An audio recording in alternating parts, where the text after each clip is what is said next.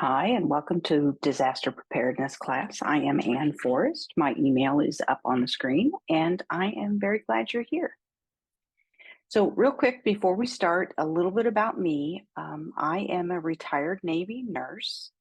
I did that for 20 years, and then I homeschooled our son for another 8 years, I guess, and then landed in Seattle and got interested in disaster preparedness. And I am currently a full-time volunteer teaching disaster preparedness.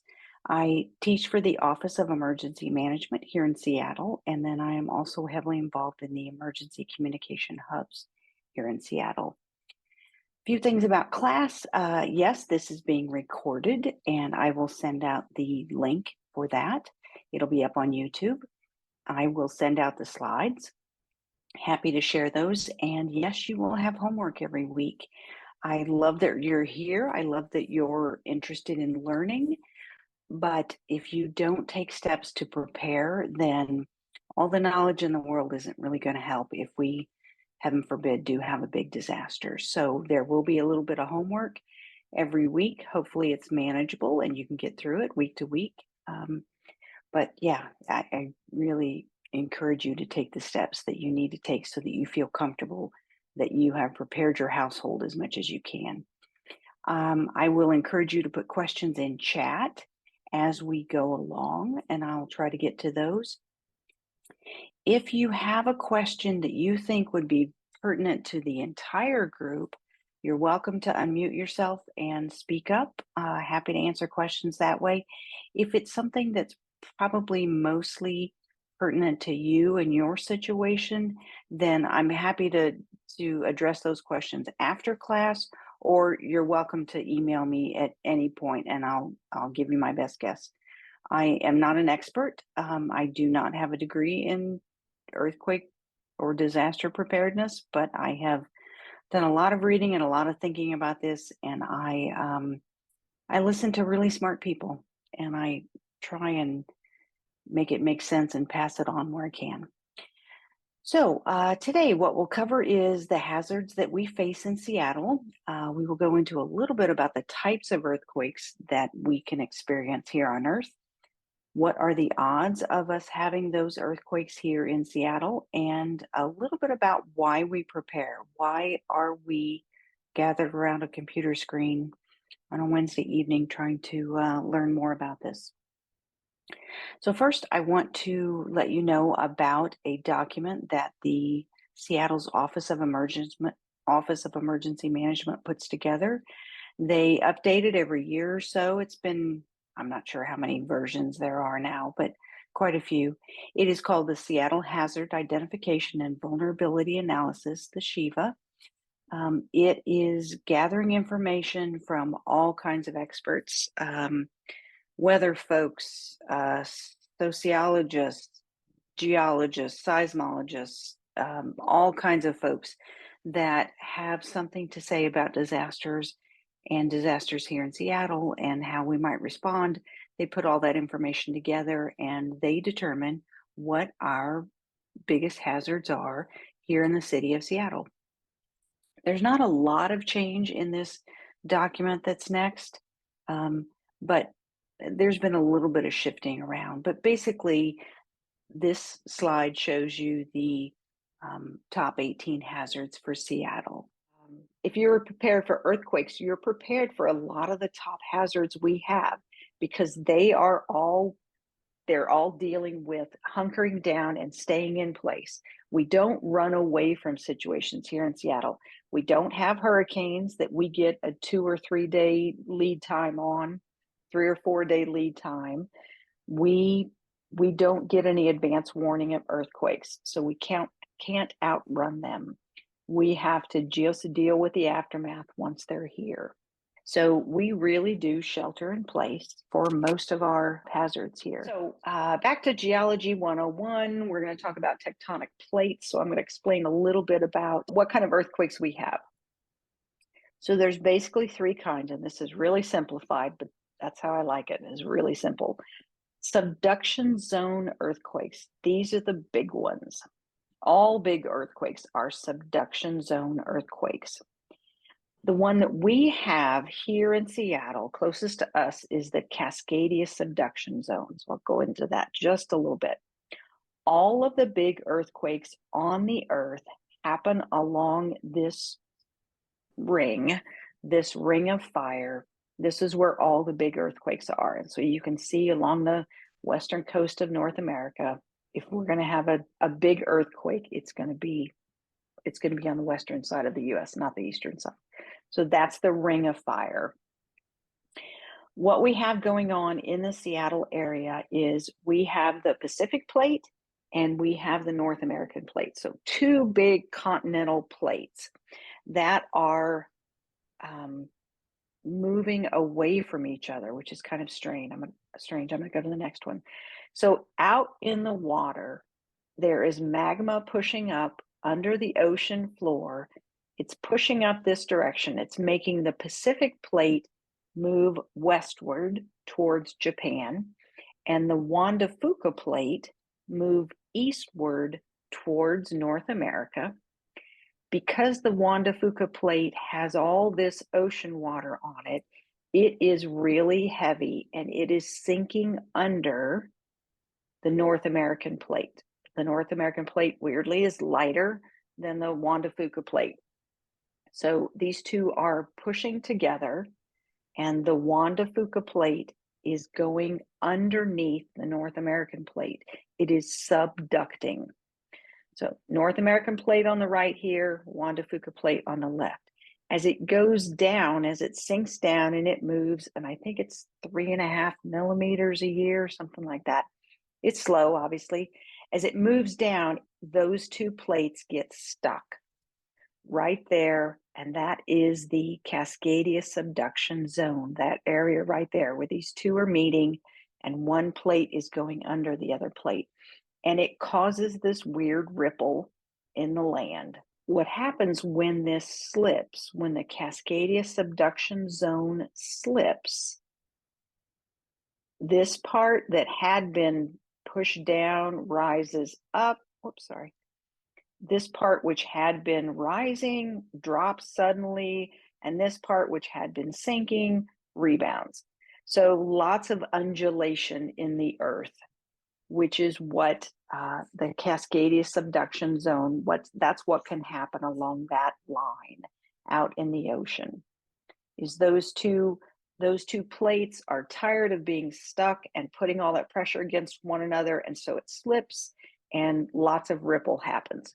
So you can see the Cascadia subduction zone is a really long fault line. It's almost 700 miles, it's 620 miles, Vancouver Island down to Northern California, super long. Because it's so long and because there's such big plates involved, this has the potential to release a great deal of energy.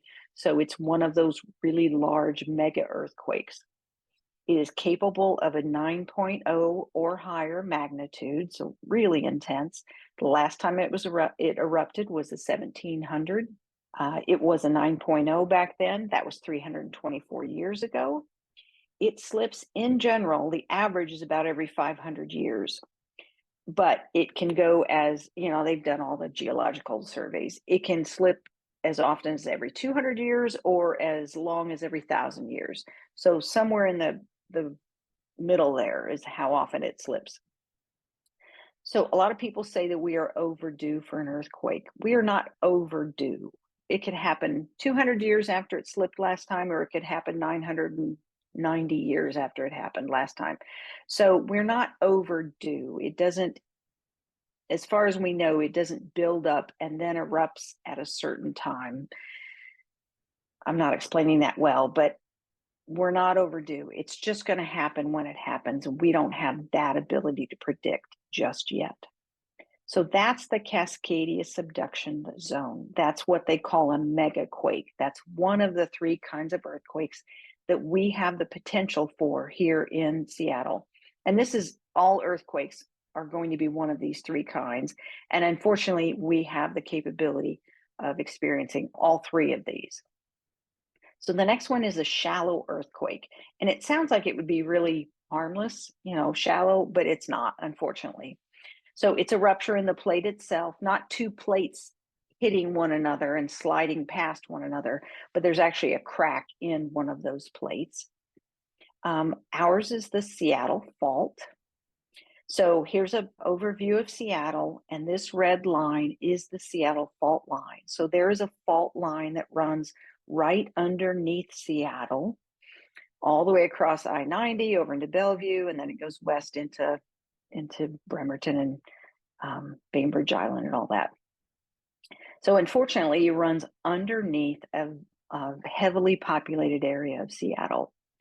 And because it's so shallow, the energy that's released from it is felt a great deal on the surface of the earth because it is so shallow. It's so close to the part of the earth we live on that we will feel it a great deal. So that's the second type of earthquake. And again, we have one right here. The third type of earthquake are deep earthquakes. They are the most common. They happen all the time, but we don't always feel them because they're so deep. There's so much distance between where we live on Earth and the epicenter, which is, 30 miles below the surface, that we just don't feel them that strongly.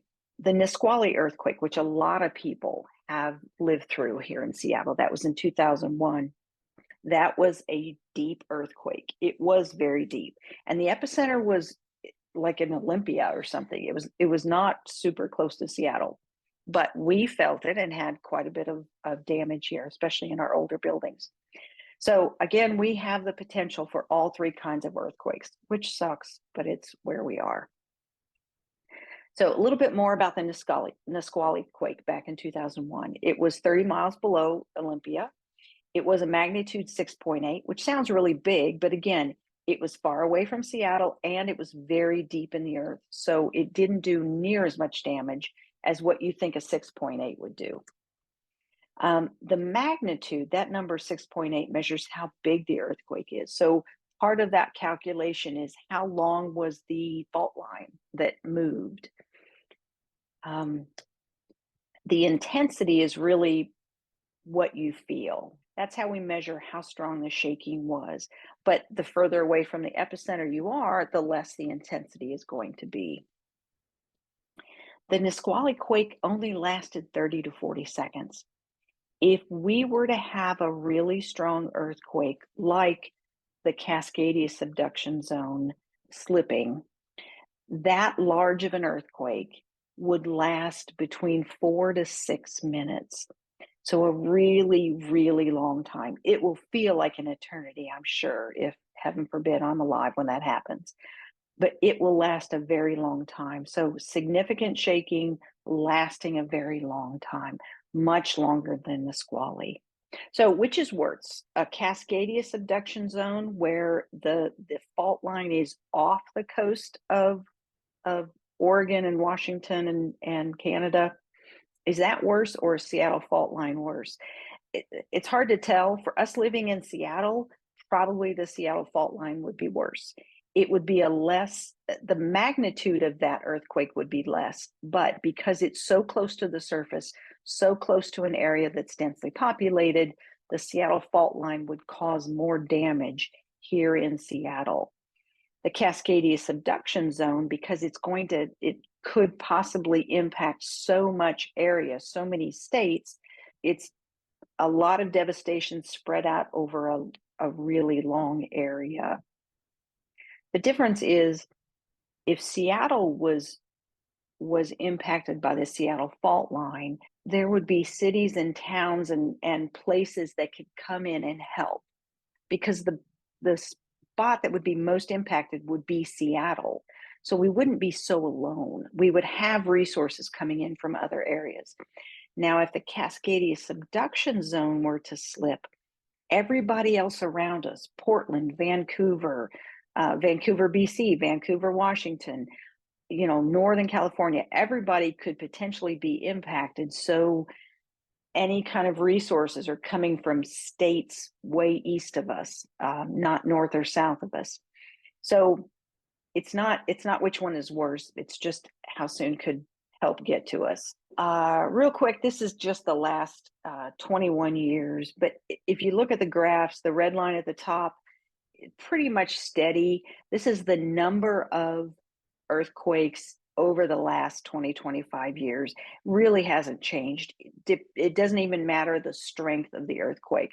The red line is the 6 to 6.9 earthquakes. The green line is the 7 to 7.9, and that blue line at the very bottom is 8.0 magnitude and higher. They really haven't changed. We're not having more earthquakes on Earth. And I know this is a very small snapshot of time. This is, like I said, 20-25 years.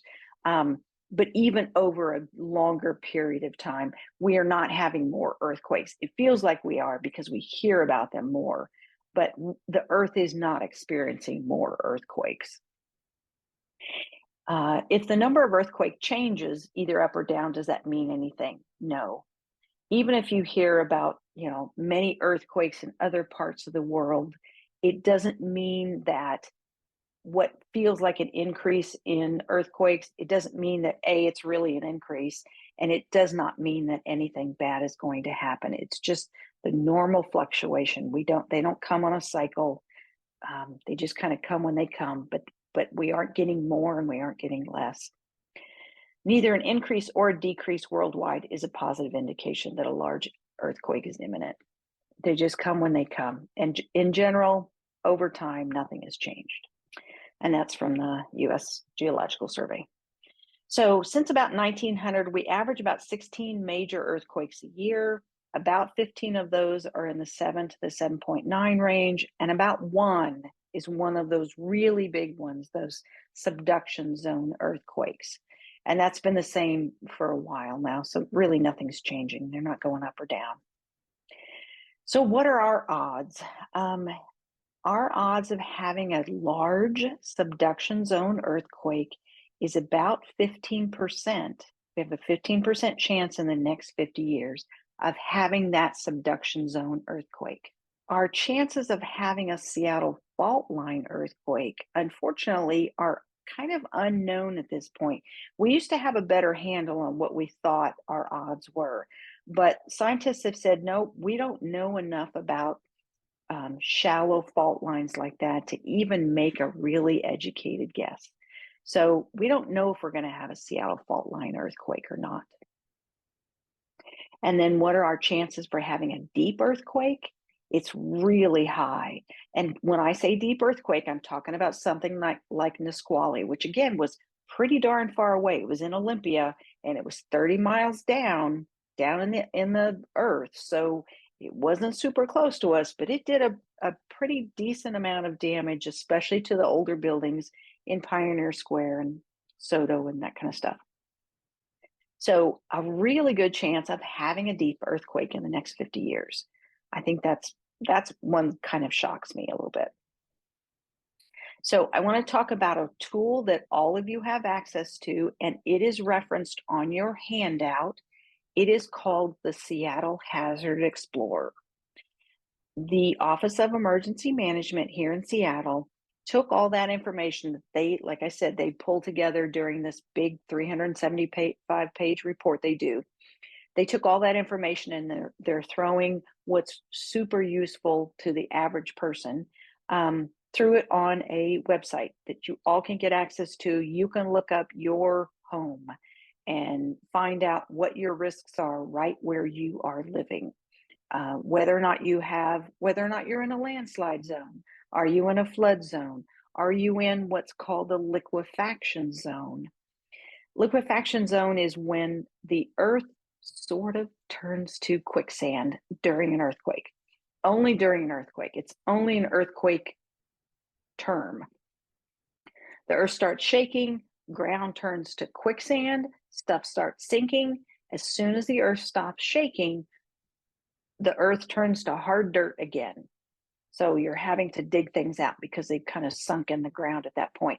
So anyway, going to this tool, this Seattle Hazard Explorer, you can look up whether or not your home is sitting in a liquefaction zone. So I'm not going to go through that much more. I'm happy to stay online and explore the Seattle Hazard Explorer with you guys, but I don't want to take time during class. Those of you that are pretty computer savvy, you'll be able to figure it out. It's not the most user-friendly website, but it's not bad. Anyway, again, it's on your handout how to get to that tool. This is what it looks like. It does explore more than just earthquakes. Like I said, you can look at your flood zone. You can look at wildfires. You can look and see if you're in a heat dome kind of area, and then you can look up your risk of landslides wherever you live or wherever you work. This only covers the city of Seattle, though it does not go further than, I don't think it goes further than the city of Seattle. So don't hesitate to look up the Seattle Hazard Explorer if you have any interest in that. I'm going to go through why we prepare. Why do I bother teaching classes like this? Why do you guys bother sitting through this? These are the facts. We have about 200, maybe 220 first responders on duty at any given time in the city of Seattle. And that's the firefighters and their medical personnel. And that's it. And if there's an earthquake, that number doesn't double or triple anytime soon. Those first responders are going to be on duty as long as they can, which is not that long, because you cannot keep going forever fighting fires after a big disaster. And the folks that would come in to replace those first responders are not going to be able to get in right away. After something large, like a big earthquake, there are not enough first responders on duty to take care of everybody that's going to need help. It's the definition of a disaster. The definition of a disaster is the situation demands more than the resources you have to throw at it. So if we have a disaster, we do not have the resources. No city has the resources to handle that kind of load. So we're not going to have enough people to go around, not enough first responders to take care of everybody that's going to have issues. And Seattle does not have stockpiles of food and water. People assume they do, but they do not. And if they do, it's not many, and they are positioned in probably hopefully the most vulnerable communities. But it's hard to figure out where to put food and water. If you were even going to go to the expense of storing it, where would you put it? Where can you put it in a building that's going to survive the earthquake, in a part of the land that isn't going to have problems with fires or floods or landslides or liquefaction? Where would you put these materials? And then how are you going to make sure that they get out to the right people? It's just an impossible problem. So Seattle does not have stockpiles of food and water. If the earthquake is strong enough, Seattle will be separated into islands because we have so many bridges. And those islands are going to be on their own for weeks, possibly. There are many of the islands that don't have a hospital or even like large clinics in their area. So they're going to have to figure out how to deal with their wounded without sometimes not being able to get to a hospital. The city has worked really hard and continues to work hard every single day to figure out the best way to respond to this kind of stuff. And they do drills and they talk about it and they practice, but no amount of prep or planning is ever going to be enough to meet everyone's needs. There just isn't enough resources. And if it's a large enough earthquake, it's going to be difficult for other parts of the country to bring resources to us. And so that's why we urgently encourage everyone to prepare. So this is your call to action for the week. It's not much. It's another word for it is homework. Get folks to take the class. Ask folks to step in and take this class, because the more people around you that are prepared, the better you are. Commit to getting prepared and then relax. This, even for somebody like me that thinks about this a lot, I am not a prepper. I am not worried. I have done my homework. I have prepared, and I don't think about this all the time. I really don't. For one thing, I bought my bottled water. I bought it 9 years ago, and I haven't touched it since. And I don't plan on touching it. It's going to sit there until the time I need it. So just prepare and then relax about it. It doesn't have to be a constant worry on your mind. I am going to ask you to sign up for Alert Seattle and Alert King County between now and next week's class. If communications are working, if they can send out texts or phone calls or emails, this is how officials will communicate with us. Especially here in Seattle, they will use Alert Seattle. So go to the website, it's on your to-do list, on your homework, on your handout. Go there, sign up, ask to get the information that you care about in the manner in which you want to receive it, whether that's a text, a phone call, an email, maybe social media is another option. I don't even know. Anyway, so sign up for those two and make sure you get the information you need to keep you and your household safe.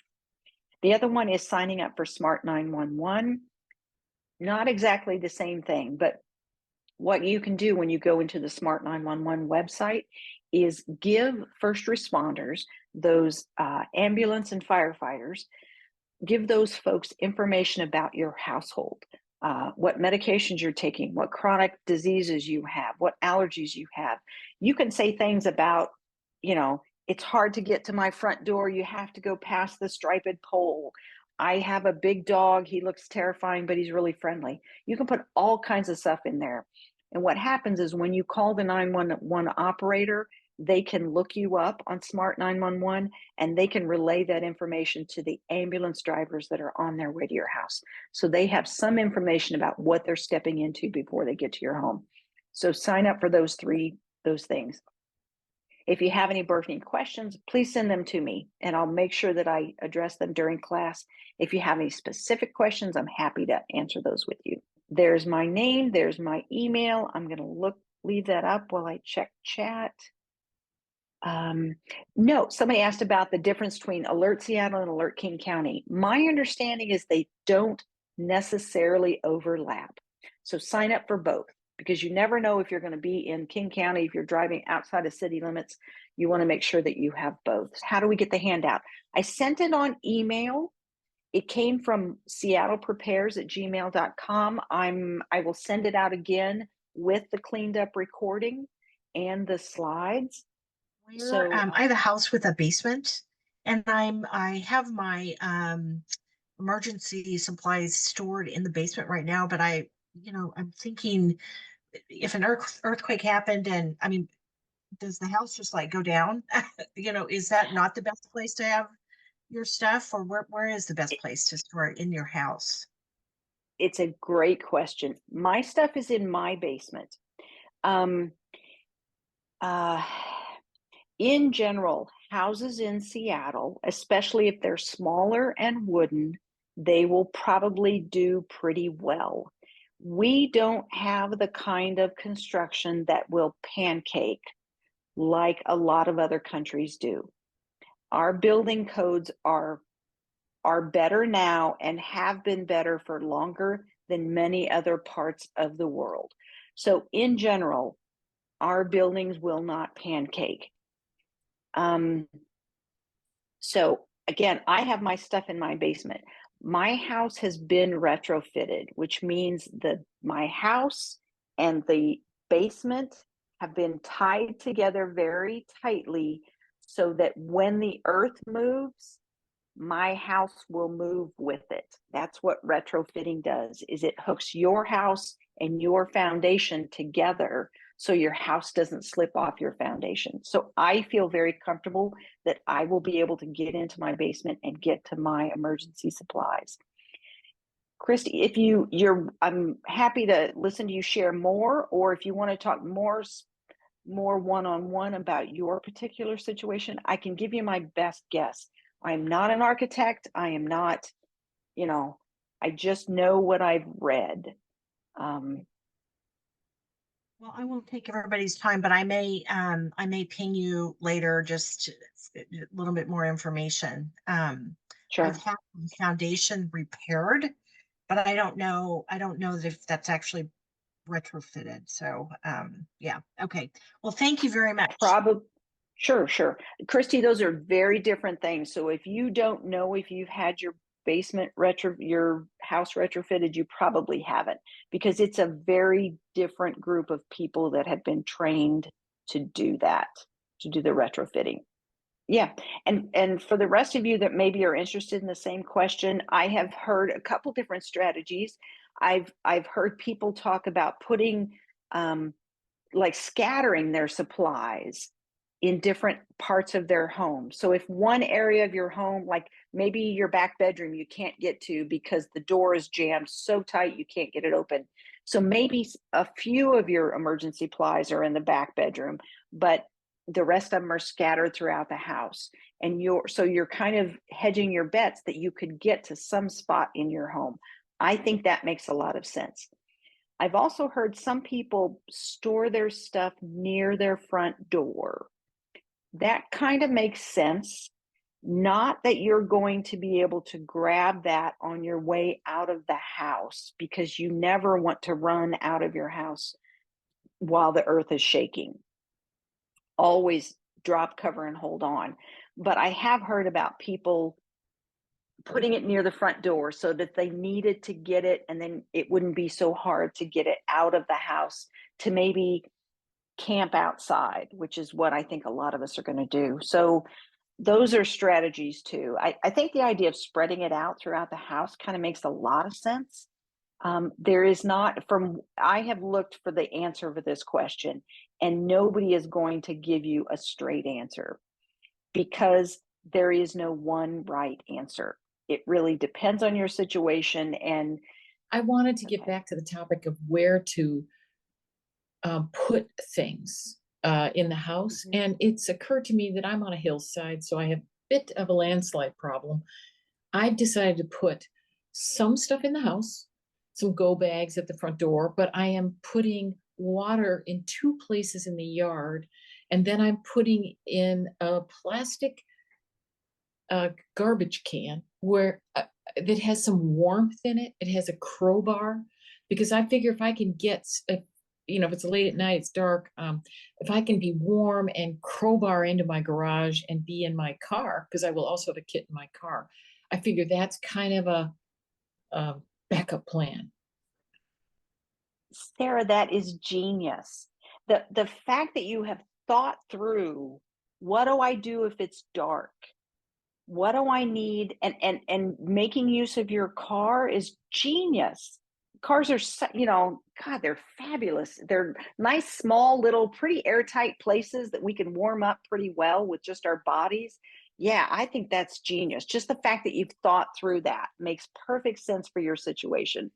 I totally applaud you. Yeah, and like you said, you put water in a couple different places because you're not sure what's going to be accessible. That makes perfect sense. Okay, I'm going to see you guys next week. Please sign up for those a couple of those websites, and if you've got other folks you can get here so that you and as many neighbors as possible are prepared, that would be great. Bye bye.